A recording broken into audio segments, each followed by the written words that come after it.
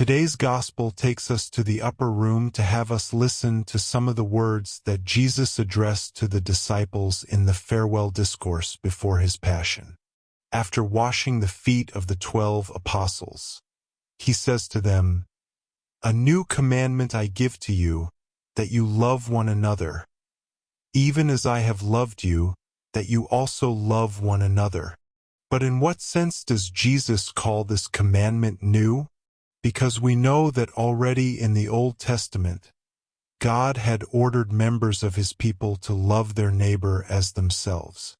To those who asked him which was the greatest commandment of the law, Jesus himself would reply that the first was to love God with all your heart and the second, to love your neighbor as yourself. What then is the novelty of this commandment that Jesus entrusts to his disciples? Why does he call it a new commandment?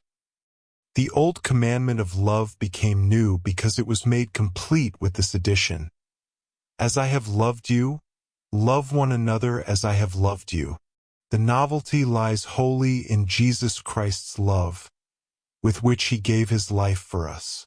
It is God's universal love, without any conditions or limits, which reaches its culmination on the cross.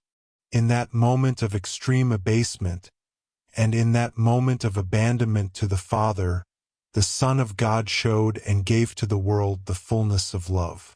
Thinking back to Christ's passion and agony, the disciples understood the meaning of his words. As I have loved you, so you too must love one another.